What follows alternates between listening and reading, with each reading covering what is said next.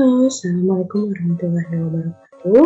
Kita ketemu lagi untuk materi pertemuan kita yang ke-6 di hematologi 1, yaitu tentang indeks eritrosit.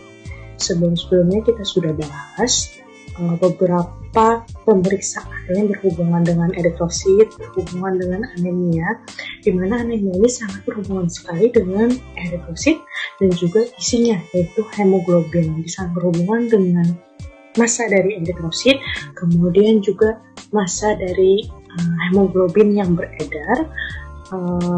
Itu bisa tidak memenuhi fungsinya menyediakan oksigen bagi jaringan tubuh.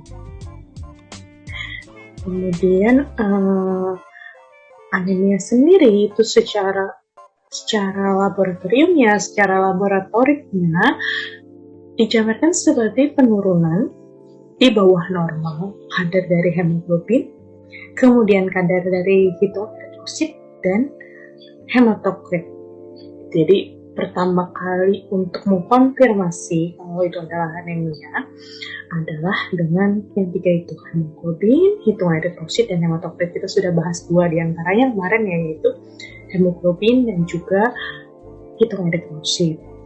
Kemudian setelah diketahui hemoglobin, hitoeritrosit, dan juga hematokrit, baru diklasifikasikan anemia ini jenis apa. Sudah tahu kurang ya tadi di 3 pemeriksaan itu, baru diklasifikasikan anemianya jenis apa. Klasifikasi ini bisa dilihat pertama itu dengan melihat morfologinya. Morfologi di bawah mikroskop. Mungkin sudah ya waktu praktikum melihat hapusan darah, kita lihat dari eritrosit itu ukuran sama warnanya. Baru cek yang namanya indeks eritrosit. Nah, indeks eritrosit ini akan kita bahas hari ini. Indeks eritrosit ini jadi bagian rutin dari hitung darah lengkap, atau kita sebut sebagai complete blood count, CBC. Jadi digunakan secara luas untuk mengklasifikasikan anemia. Jadi penunjang membedakan berbagai macam anemia. Jadi ideal digunakan bersama dengan pemeriksaan eritrosit di dalam sediaan apus dalam blood smear. Jadi gambaran morfologi eritrositnya itu jadi lebih jelas. Hari ini kita akan bahas tentang indeks eritrosit atau sering disebut sebagai corpuscular value.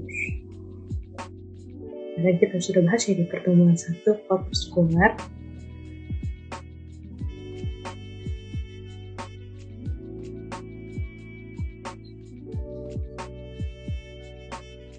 Kita masuk ke pengertiannya. Indeks eritrosit adalah gambaran eritrosit berupa indeks volume, berarti volume ini berhubungan dengan ukurannya ya. Kemudian indeks warna, seperti kita tahu eritrosit warnanya itu tergantung dari si hemoglobin. Nah, makanya bisa juga biasanya disebut sebagai beratnya, karena seberapa warna eritrosit itu seberapa berat, seberapa banyak si hemoglobin di dalam eritrositnya. Hubungan dengan eritrosit yang hubungannya dengan berat dan indeks saturasi. Saturasi ini biasanya hubungannya dengan konsentrasinya. Dinyatakan dalam satuan tertentu untuk menentukan jenis kelainan atau anemia. Indeks eritrosit bisa juga disebut batasan untuk ukuran dan isi hemoglobin eritrosit. Kemudian istilah lain untuk indeks eritrosit ini adalah indeks korpuskuler. Jadi ini masuk ke dalam indeks eritrosit ini masuk ke dalam pendekatan diagnosis, di mana anemia itu kan hanya suatu sindrom, bukan suatu kesatuan penyakit. Jadi dia bisa disebabkan oleh berbagai penyakit dasar. Makanya tahap diagnosisnya menentukan anemia biasanya baru menentukan adanya anemianya dulu, baru menentukan etiologi atau penyakit dasar dari anemianya. Salah satunya ini tadi dengan melihat indeks eritrositnya, karena jenis anemia ini sangat berpengaruh. Pertama tadi mengetahui penyakit dasar yang mengetahui etiologinya, yang mana akhirnya juga berperan dalam terapinya harus seperti apa sesuai dengan jenis anemia masing-masing. Untuk pengukurannya ada dua, juga terdiri dari yang manual dan otomatis. Jadi metode yang manual ini dihitung secara manual, ya dihitung dengan data. Jadi harus tahu datanya, data kadar hemoglobinnya seperti apa, diukur hemoglobinnya seperti cara mengukur hemoglobin yang sudah kita bahas di pertemuan yang lalu. Kemudian dihitung hematokritnya dan hitung eritrosit. Dengan cara otomatis itu dengan menggunakan hematologi analyzer, di mana masing-masing hematologi analyzer punya masing-masing prinsipnya sendiri, tergantung alatnya yang mana. Tapi pada umumnya ini bisa berupa kalkulasi kalau ini eritrosit. Bisa menggunakan prinsip yang kita bahas sudah di pertemuan lalu, bisa menggunakan prinsip electrical impedance. Biasanya untuk mengukur jumlah eritrosit, kemudian trombosit, juga leukosit ya, kalau jumlah itu bisa menggunakan impedance-nya. Kemudian kalau menghitung secara fotometri itu bisa pakai, maksudnya kalau menghitung hemoglobin itu bisa dengan cara fotometri. Di hematologi analyzer juga menggunakan prinsip ini. Lalu bisa juga dengan metode flow cytometry atau metode optik, sudah kita bahas ya kemarin.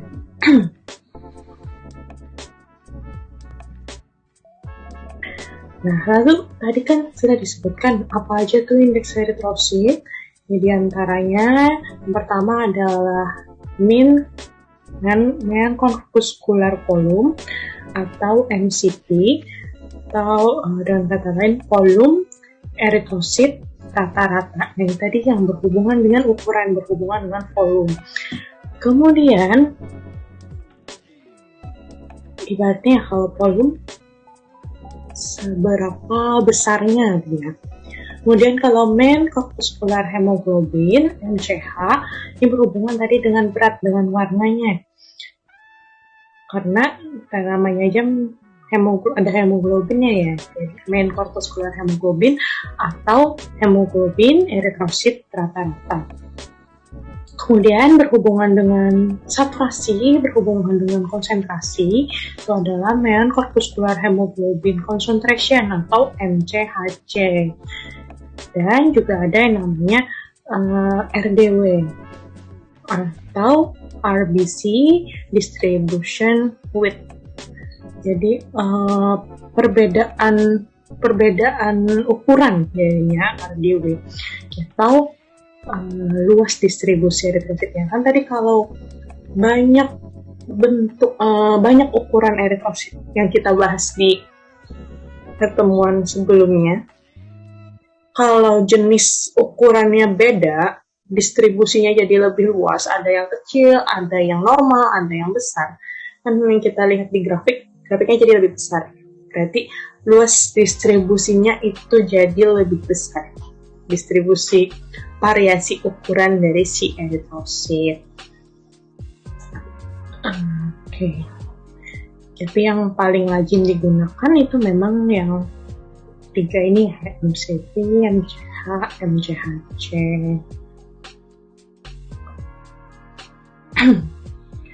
Nah, ini nanti berhubungan dengan menentukan jenis eritrosit yang tiga ini, MCV, MCH, MCHC. Tadi untuk menentukan anemia, hapusan darah, blood smear, kemudian indeks eritrosit. Kalau volume itu dia berhubungan dengan ukuran, jadi ada yang kecil, ada yang normal, ada yang sedang, atau mikrositik, normositik, makrositik. Ini kita bahas ya di grafik eritrosit kemarin. Kemudian kalau si berat, si warna, ini hubungannya dengan krom warna, hipokrom, normokrom, seterusnya. Jadi nanti akan ada yang namanya anemia mikrositik hipokromik, anemia normositik normokromik, anemia makrositik. Kita bahas satu-satu. Yang pertama adalah MCV atau VER, volume eritrosit rata-rata. Ukuran atau volume rata-rata eritrosit itu dinyatakan dalam femtoliter. Kalau masih ingat grafik eritrosit di hematologi analyzer yang sumbu x-axis kemarin itu adalah dinyatakan dalam femtoliter. Nah, itu berhubungan dengan si MCV ini ya. Iya, semakin tinggi nilai MCV-nya, maka eritrositnya semakin besar. Oke, kalau MCV-nya lebih turun dari nilai rujukan, maka eritrositnya lebih kecil atau disebut sebagai mikrosit. Itunya namanya mikrositik, mikrosit bila MCV-nya 8 kurang dari 80 nih maksudnya. Kemudian disebut sebagai normositik bila 80 femtoliter sampai 100 femtoliter. Dia meningkat secara proporsional ya ukurannya. Kemudian makrositik itu jika MCV-nya lebih dari 100 femtoliter. MCV increase proportionally as size, meningkat secara proporsional dan ukurannya ya. Jadi kalau di hapusan mungkin kalian sudah lihat ya, mungkin bingung membedakan yang mana ini beneran besar atau beneran kecil. Bisa dibandingkan dengan melihat inti sel dari limfosit kecil. Semoga sudah dipraktekkan ya, sudah tahu bagaimana bentuk si limfosit kecil.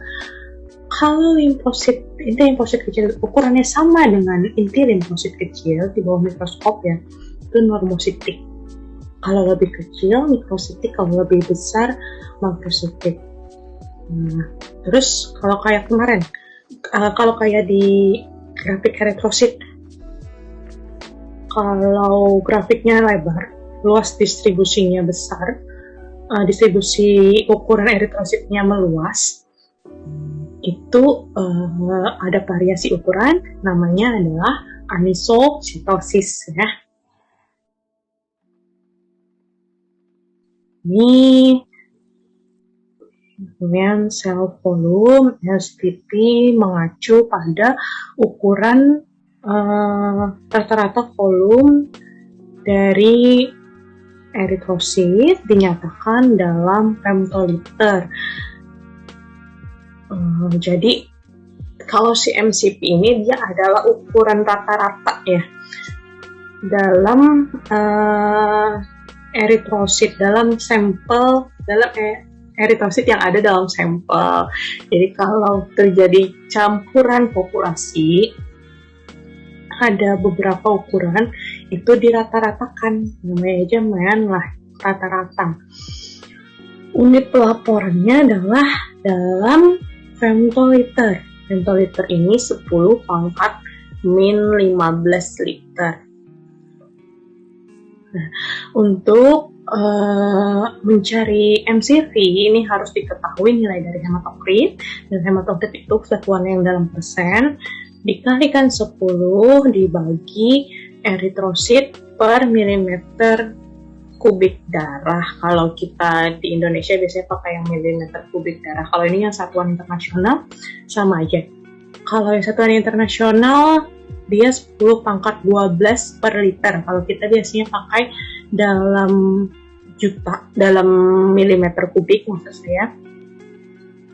Jadi 10 pangkat 6 per milimeter kubik. Atau dalam mikroliter di Indonesia biasanya. mikronliter ya. Sama aja, yang penting yang dipakai yang angka depannya. Si angka depannya sebelum dikalikan dengan 10 pangkat 12 atau 10 pangkat 6. Sudah kita bahas ya di hitung eritrosit yang awal waktu kita bahas yang manual. Jadi di sini ini ada contohnya, misalnya nilai hematokritnya adalah 42%, kemudian nilai jumlah hitung eritrositnya adalah 4,2 juta per mikronliter, atau misalnya dalam satuan internasionalnya berarti 4,2 kali 10 pangkat 12 per liter. Itu dapat density-nya adalah 100 femtoliter. Jadi ini masuk normal ya 100, karena biasanya yang referensinya kalau dewasa 80 sampai 100 femtoliter. Ini nilai rujukannya, dewasa 80 sampai 100 femtoliter, bayi baru lahir 98 sampai 122 femtoliter, 1 sampai 3 tahun 73 sampai 101 femtoliter, anak usia 4 sampai 5 tahun 72 sampai 88 femtoliter, anak usia 6 sampai 10 tahun 69 sampai 93 femtoliter.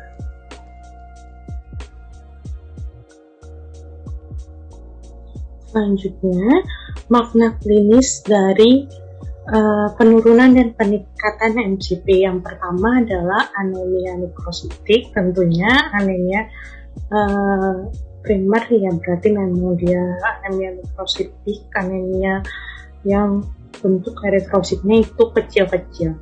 Kemudian anemia defisiensi besi (ADB). Anemia defisiensi besi ini termasuk ke dalam anemia mikrositik. Dimana karena besinya kurang ya. Besinya kurang, kalau kita ingat kemarin di pembahasan hemoglobin, membentuk hemoglobin itu perlu besi, perlu Fe di bagian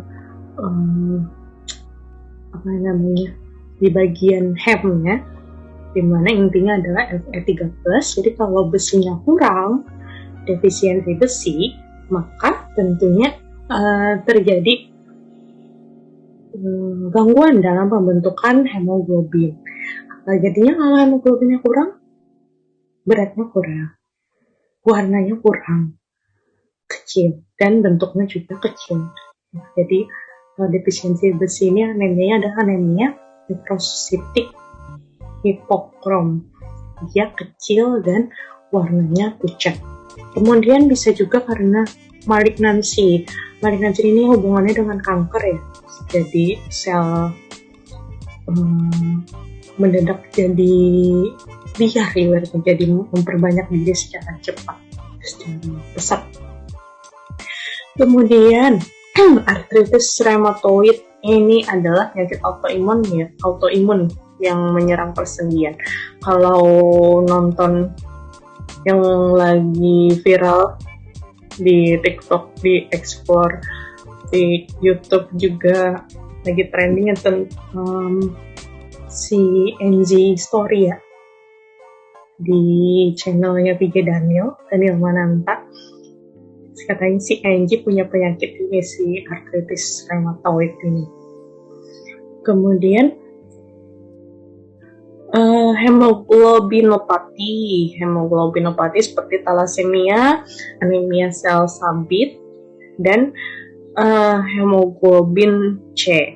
Jadi hemoglobinopati ini bentuk sama produksi si hemoglobinnya abnormal. Nah, contoh penyakitnya ini tadi thalassemia, anemia sel sabit, dan hemoglobin C. Kemudian bisa juga karena keracunan timbal, keracunan bom ya PB, dan bisa juga karena adanya radiasi. Kalau peningkatan MCV berarti bentuknya besar-besar, berarti anemia makrositik, si eritrositnya besar. Kemudian bisa juga aplastik. Aplastik ini, anemia aplastik itu dia rusaknya di sumsum tulang. Namanya dia aplastik ya. Jadi dia tidak memproduksi atau produksinya itu melambat, atau bisa juga produksinya itu menurun. Kemudian bisa juga anemia hemolitik. Kalau anemia hemolitik ini dia kurang darahnya karena adanya lisis, namanya hemolitik. Jadi adanya lisisnya eritrosit di tubuhnya, langsung di tubuh orangnya. Jadi kalau lisisnya itu bukan karena in vitro, tapi ada di in vivo. Ada penghancuran eritrosit yang lebih cepat dibandingkan pembentukannya, di mana harusnya eritrosit kan hancurnya setelah masa hidupnya 120 hari. Pada anemia hemolitik dia lebih cepat. Kemudian anemia perniciosa. Anemia perniciosa ini anemia yang kurang vitamin B12. Kemudian penyakit hati kronis.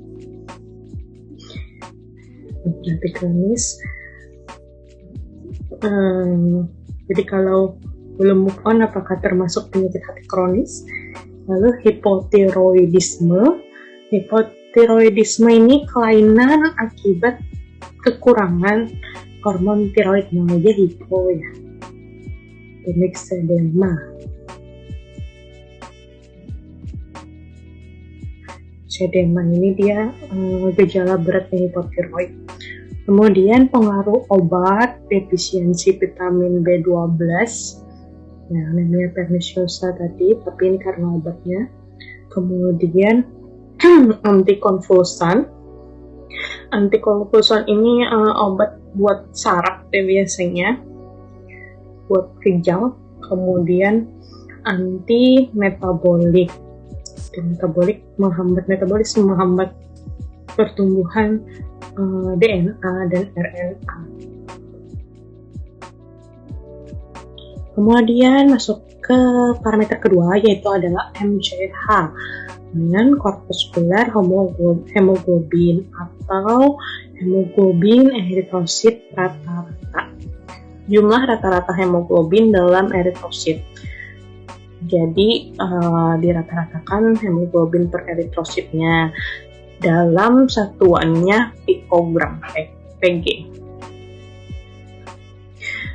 Kemudian makrositik eritrosit cenderung MCH lebih meningkat, cenderung ya. Mikrositik eritrosit cenderung MCH lebih menurun. MCH mengindikasikan bobot hemoglobin di dalam eritrosit tanpa memperhatikan ukurannya. Makanya tadi saya sebut sebagai berat. Kalau volume itu kan ukurannya ya, volume bola seberapa, bisa saja isinya tidak full, tapi volumenya sebesar itu. Kalau si MCH ini lebih ke beratnya. Jadi kalau bola itu satu bola, volumenya bisa saja dalam satu bola ini. Tapi beratnya, misalnya bolanya isinya air, separohnya isinya adalah diisi air separohnya. Nah, air ini adalah hemoglobinnya. Jadi hubungannya makanya mengindikasikan bobot hemoglobin tanpa memperhatikan ukurannya. Bobotnya si hemoglobin ya si setengah air di dalam bola itu, maksudnya ya. Oke, kita lihat ke gambarnya. Ada hiperkromik, normokromik, dan hipokromik. Bandingkan diameter tengahnya nih yang atau sebutkan kita sentral pallornya. Lihat sentral pallornya. Kalau MCH-nya lebih dari 31 pikogram per sel, ini hiperkromik. Sentral pallornya dianya mengecil, sentral pallornya menyempit ya. Kemudian kalau dia normalnya normokromik, MCH-nya 27 sampai 31 pikogram. Jadi dia 1/3, sentral pallornya ini 1/3 dari airnya, dari luas eritrositnya. Kalau hipokromik ini kurang dari 27 pikogram per sel. Sentral pallornya membesar, lebih dari setengah luasnya si eritrosit. Jadi kalau meningkat warna bagian pucatnya ini, bagian pucat atau sentral pallor ini mengecil, kurang dari 1/3. Kalau namanya 1/3, kalau hipokromik lebih dari setengah. Nah, dia menurun, MCH menurun dalam ukuran sentral pallornya. Semakin ke kanan, jadi ukuran sentral pallornya ini memperlihatkan bobot hemoglobin di dalamnya. Ya, sama kayak bola tadi, kalau bolanya kita masukin air, bolanya bening misalnya, kita masukin air warna merah, kita masukin air sirup, kalau semakin sedikit kan si airnya, warnanya tentunya dibagi ke seluruh balonnya, terus kita bikin konkave, maka warnanya jadi lebih pudar ya.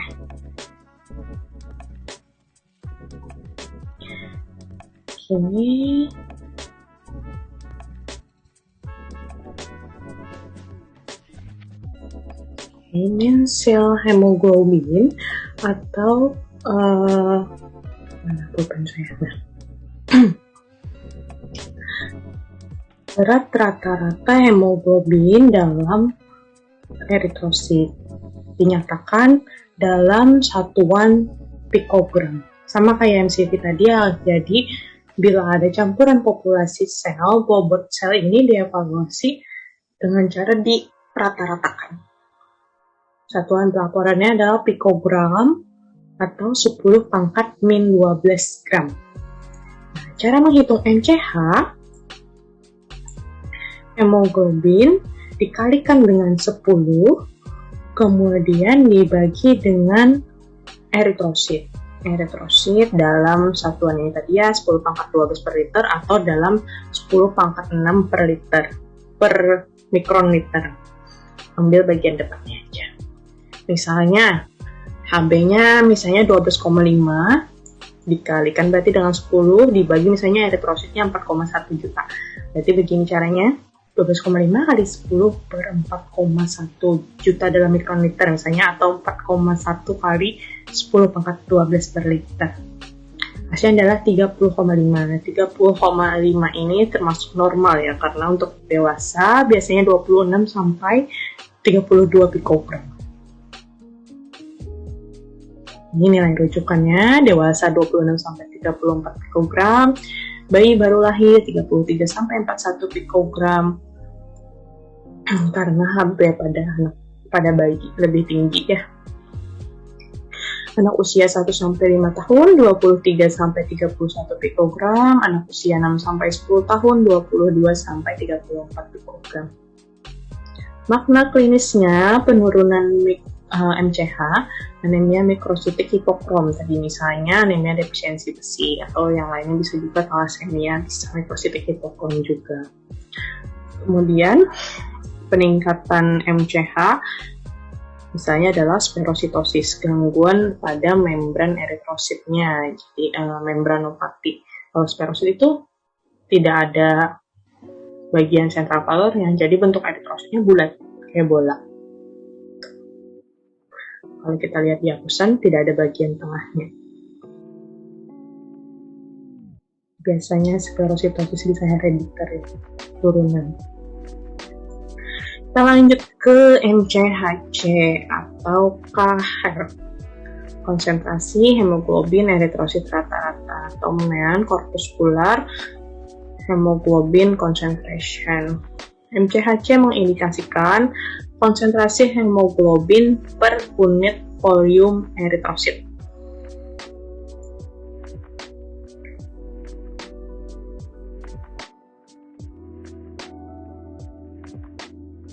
MCHC mengindikasikan konsentrasi hemoglobin per unit volume eritrosit. Nah, kalau MCH kan dia hanya mengukur tanpa mempedulikan volume dari sel darah merah dari eritrosit. Kalau MCHC dia dibaginya per unit volume eritrosit, jadi per ukuran eritrositnya. Kalau kita lihat di gambar nih ya, what measure Hb density is compact or spread out. Jadi tadi per ukuran eritrositnya, per volume eritrositnya, dia si hemoglobinnya ini dalam satu eritrosit atau tersebar di eritrosit yang lain gitu ya. Jadi per volumenya dicari, bukan dibagi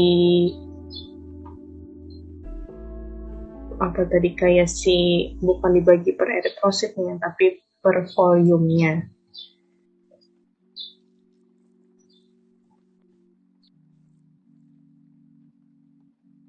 Jadi misalnya gini mungkin ya, misalnya kandungan Hb-nya sama, terus ukurannya macam-macam, ukurannya tidak sama, kan MCH-nya itu bisa normal, tapi MCHC-nya bisa tidak normal. Karena di jumlah hemoglobin yang sama, tapi saturasinya kurang karena eritrosit yang lebih besar, persentasi saturasinya itu kurang daripada yang normal gitu. Berukurannya tadi jadinya. Bisa dipahami ya? Kalau dari gambar ini mungkin bisa dipahami ya.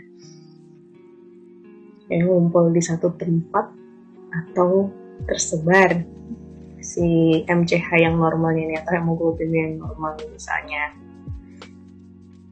Dan MCHC dihitung dari nilai MCH dan MCV atau dari hemoglobin dan hematokrit.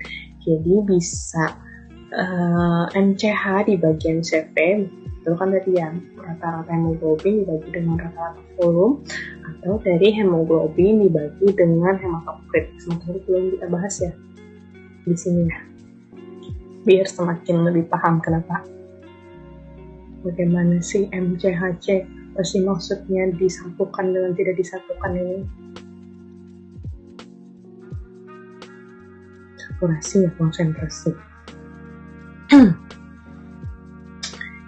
Parameter mean cell hemoglobin concentration, konsentrasi hemoglobin sel rata-rata. Rata-rata hemoglobin dalam sel darah merah yang tergantung yang ada dalam eritrosit, dalam volume eritrosit. Unitnya adalah gram per desiliter. Dia dalam satuan konsentrasi. MCHC Hb dalam gram per desiliter dikali 100 dibagi hematokrit per persen atau MCH dibagi MCV tadi. Misalnya Hb-nya 12,5, hematokritnya 37%. Cara mencarinya 12,5 dikali 100 dibagi 37 sama dengan 34. Jadi dia bisa dalam gram per desiliter atau bisa juga dalam persen ya. kayak HB. 34 ini masuk normal ya, kalau dewasa dia 32 sampai 36%. Bayi lahir 31 sampai 35%, anak usia 1,5 sampai 10 tahun 2 sampai 34%, 5 sampai 10 tahun 32 sampai 36%.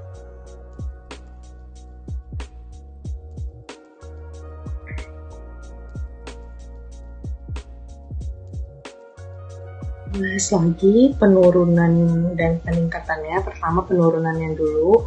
Penurunan MCHC. Si pulpen saya nggak kelihatan. Penurunan MCHC, pertama cek dulu MCH atau MCV-nya. Kalau MCH-nya menurun, ya sesuai MCH-nya turun, MCHC-nya juga turun. Secara bobot dia turun, secara konsentrasi juga turun, secara saturasi juga turun. Kalau MCV, cek MCV-nya. Kalau MCV-nya meningkat, volume-nya meningkat, lihat lagi HCT-nya, hematokrit dan eritrositnya. Nah ini tadi ya bisa terlihat jadinya di hemoglobinnya itu padat atau menyebar. Kalau dia MCHC-nya menurun karena MCH-nya turun sesuai. Tapi kalau MCHC-nya turun karena MCV meningkat, berarti ukurannya besar-besar nih. Ukurannya besar, makanya terlihat eritrositnya itu lebih pudar, saturasinya itu lebih pudar karena eritrositnya besar. Sedangkan hemoglobinnya sama dengan yang normal isinya gitu. Bisa dipahami ya? Ini bisa dipahami ya. Jadi gini. Saturasi itu ibaratnya mungkin ada bola yang kecil tadi, ada bola lagi ya. Misalnya satu bolanya sebesar bola tenis, satunya bolanya bola voli, bola tenis sama bola voli. Kita masukin kembali air yang tadi, satu gelas air ya. Satu gelas air dimasukin ke bola tenis, satu gelas air dimasukkan ke dalam bola voli.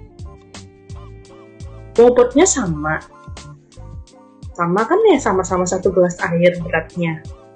Tapi terlihatnya di dalam bolanya, saturasinya yang si bola tenis penuh misalnya sama airnya, yang di bola voli kan seberapa, 1/4 aja misalnya, gitu sih MCHC ya. Kita lihat hematokrit atau eritrositnya. Bila hematokrit meningkat ini alasannya mungkin yang pertama adalah sampelnya sudah lama, old sample. Old sample ini terlihat dari makrositik eritrositnya meningkat, mikrositik eritrositnya menurun. Kenapa? Karena semakin lama sampel hematologi kan pasti pakai antikoagulan tuh.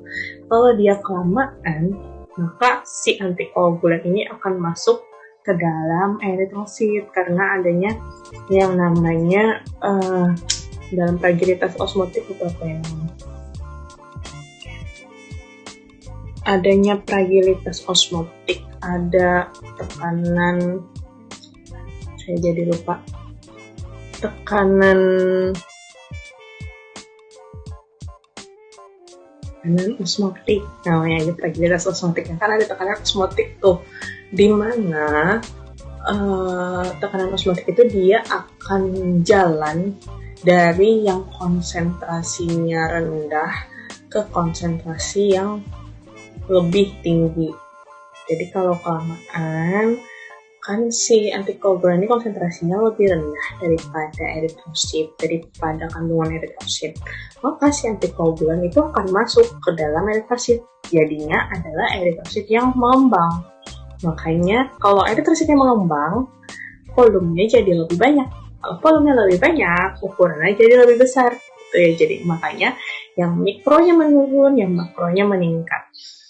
Kemudian alasan yang lain bisa juga karena efek terapi.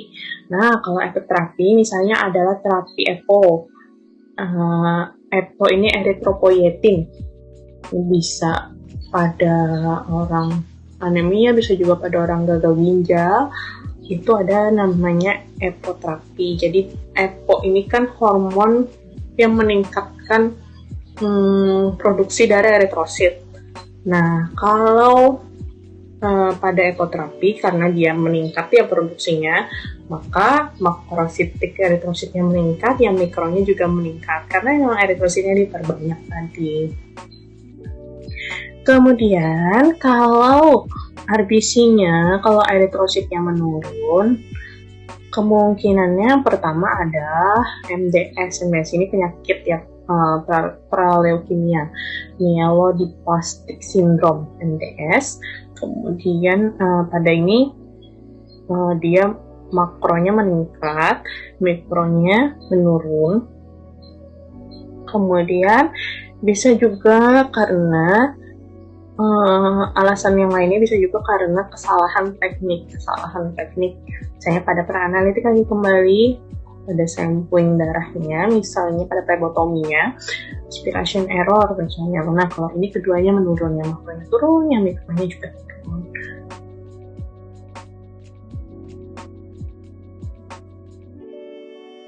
Kalau MCHC-nya meningkat, yang pertama itu bisa karena abnormal dari eritrositnya, misalnya spherositosis, gangguan membran eritrosit tadi ya, membranopati.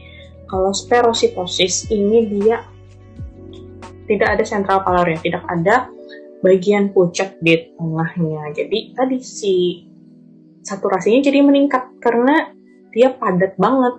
Tuh. Kayak si bola tenis tadi ya, misalnya sudah full airnya. Padahal itu karena dia lebih kecil tadi, jadi padat. Gangguan membrannya juga jadinya, karena membrannya tidak bisa membentuk yang si bikonkavnya.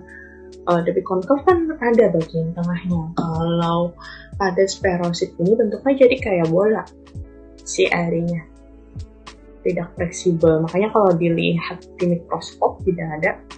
Kita lihat kan dalam mikroskop itu mikroskop yang 2 dimensi ya, tidak ada bagian tengahnya. Udah aja kayak gitu. Sickle cell ini sel sabit ya, bisa juga hemoglobin C. Hemoglobin C ini hemoglobin abnormal juga, bawaan gen juga. Kemudian juga ada serositosis. Serositosis ini bisa herediter juga, turunan juga, di mana pada serositosis itu sel target meningkat. Sel target itu yang selnya bentuknya jadi gimana ya, menggambarkannya nanti mungkin di pertemuan selanjutnya tentang kelainan bentuk eritrosit bisa lebih jelas, tapi gambarannya sel target itu kayak target panahan gitu kalau kita lihat di mikroskop.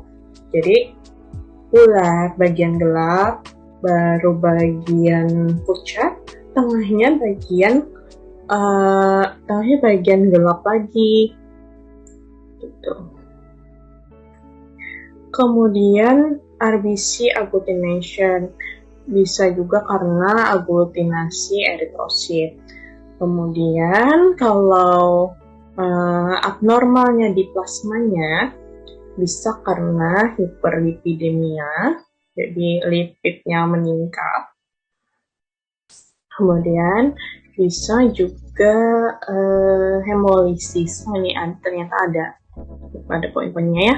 Poin yang pertama yang ada angka 111, kondisi ini meningkatkan MCHC-nya itu karena eritrositnya yang lebih kecil di dalam, jadinya hasilnya konsentrasi hemoglobinnya itu jadi lebih tinggi, relatif lebih tinggi karena si ukuran eritrositnya yang padahal yang kecil. Kemudian yang kedua, cold agglutinasi ini bisa menyebabkan clumping eritrosit. Jadi secara keliru menurunkan jumlah eritrosit. Padahal eritrositnya banyak, tapi karena dia aglutinasi salah hitung gitu, kehitung. Jadi apalagi yang impeden tadi kehitungnya jadi satu tapi besar. Mengingat bahwa MCHC itu dia dihitung menggunakan eritrosit dan hemoglobin. Jadi MCHC-nya meningkat. Jadi kan kalau pakai impeden tadi misalnya kita salah hitung eritrositnya, padahal eritrositnya banyak tapi dia pumping, dia teraglutinasi. Jadi hemoglobinnya, kalau hemoglobin kan tidak terpengaruh tuh, dia kan pakai fotometer, dia pakai bobot, kita kan menghitungnya juga dalam hematologi analyzer itu dia dilisiskan dulu baru terlihat warnanya, baru dilihat dengan fotometer dengan cahaya. Jadi si nilai eritrositnya palsu tadi ya karena aglutinasi, sedangkan hemoglobinnya tidak terpengaruh ya, unaffected. Jadi makanya MCHC-nya jadi meningkat. Tuh. Kemudian yang ketiga lipemia nih, hiperlipidemia. Lipemia ini bisa meningkatkan MCHC karena sebenarnya adalah gangguan dari optiknya, gangguan saat menghitung hemoglobinnya, sama kayak kita bahas di pengukuran hemoglobin kemarin. Yang mengganggu dalam pengukuran hemoglobin adalah jika hiperlipidemia ya, kalau keruh si plasmanya, jadi salah hitung karena dia kan menggunakan cahaya, menggunakan warna ya kalau hemoglobin. Kemudian hemolisis, dalam hemolisis kan eritrositnya menurun, jadinya eritrositnya kan hancur tadi lisis, jadi eritrositnya menurun. Nah, jadi hemoglobinnya itu hemoglobin yang bebas, yang tidak di dalam eritrosit kan dia lisis. Hemoglobin yang lisis itu terbawa. Jadi hemoglobinnya peningkatan hemoglobin palsu. Sedangkan eritrositnya kan tadi sedikit jadinya karena ada lisis. Jadi bisa abnormal di eritrosit, bisa abnormal di plasma. Indeks lainnya ada volume index. Untuk diketahui aja dulu ya, CP basic ini hematokrit ini dapat dibagi CP normal, dibagi eritrosit yang dihitung per eritrosit normal. Bisa color index, HB yang didapat per HB normal, eritrosit yang dihitung dibagi eritrosit normal.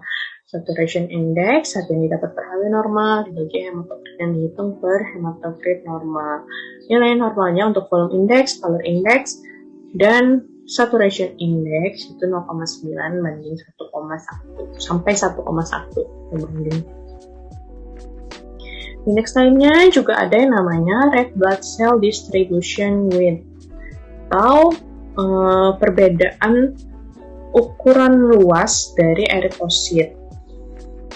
Jadi ukuran luas kurva distribusi pada histogram tadi ya, semakin banyak variasinya kan semakin lebar. Nilai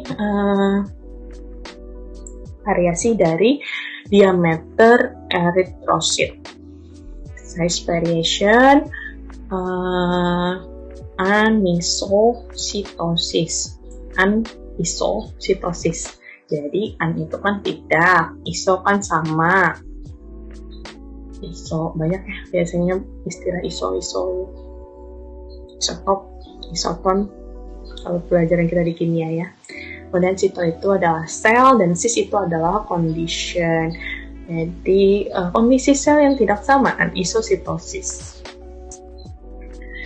Normal diameternya kan 7 mikrometer.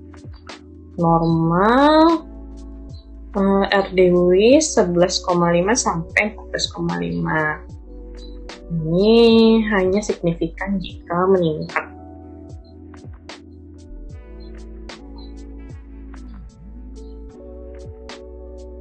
Jadi kalau RDW ini dia bisa dilihat dari populasi eritrositnya homogen atau heterogen. Bisa secara morfologis dilihat di hapusan merah putih bentuknya seperti apa aja. Ada beneran anisositosis kah? Kemudian bisa dilihat di grafik di histogram yang kemarin, sebelum yang tadi ya. Dia luas nggak ukurannya? Bisa dilihat dari situ, dan juga secara numeris. Numerisnya nilai dari RDW-nya.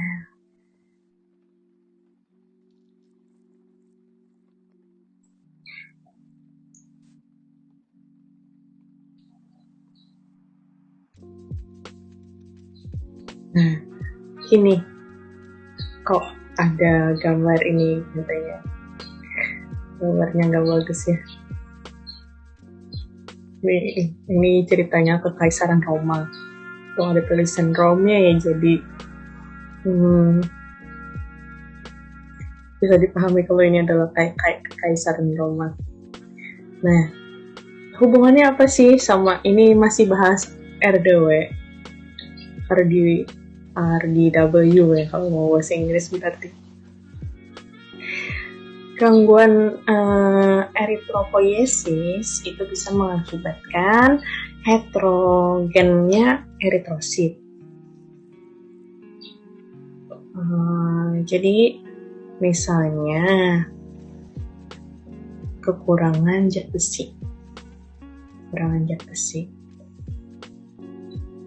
Awalnya normal, tapi karena kekurangan zat besi tadi susah kan bikin hemoglobin, yang akhirnya bentuk eritrositnya juga kecil-kecil selanjutnya.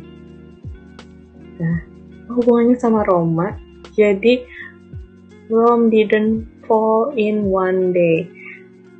Roma itu kan kerajaan paling legendaris dalam sejarah yang akhirnya runtuh. Jadi dia tidak runtuh dalam satu hari. Dianya kan memang dia sudah diramalkan runtuh, tapi banyak konflik sumber daya alam, kemudian bantuan militer, banyak filmnya. Jadi akhirnya dia runtuh. Begitu juga dengan ini sih, pembentukan eritrosit yang awalnya normal karena adanya defisiensi sama kelamaan, jadi tumbuh yang jadi kecil pada awalnya normal, kemudian jadinya bergabung antara yang normal dengan yang abnormal dengan yang kecil sampai akhirnya yang kecil semua gitu. Jadi, pada iron deficiency anemia, dalam anemia defisiensi zat besi, itu anemia mikrositik, RDW-nya meningkat. Kalau karena asupan, kalau karena defisiensi zat besi, jadi yang normal tadi bergabung dengan yang kecil. Jadi RDW-nya meningkat. RDW meningkat kenapa? Karena ada populasi yang kecil dan ada populasi yang besar, dan ada populasi yang normal, gitu ya.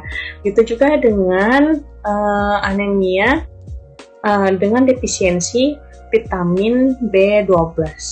Pada vitamin B12 itu menyebabkan adanya anemia makrositik. Jadi terbentuk eritrosit yang besar-besar.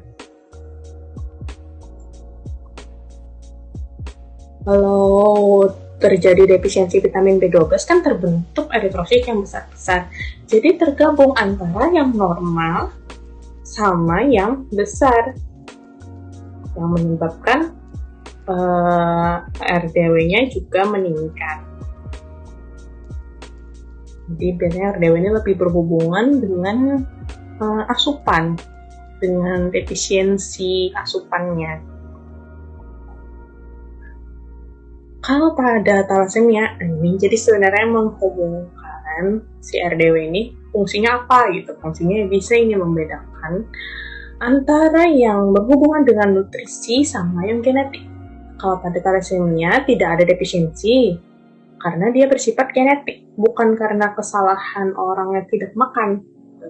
Jadi RDW-nya normal, karena kecil-kecil semua bentuknya. Jadi RDW, di thalassemia kan gangguan sintesis hemoglobinnya sendiri, bukan pengaruh nutrisi. Jadi RDW-nya meningkat itu biasanya lebih pada anemia yang nutrisional, anemia yang berhubungan dengan nutrisi, sedangkan pada yang genetik biasanya itu normal RDW-nya.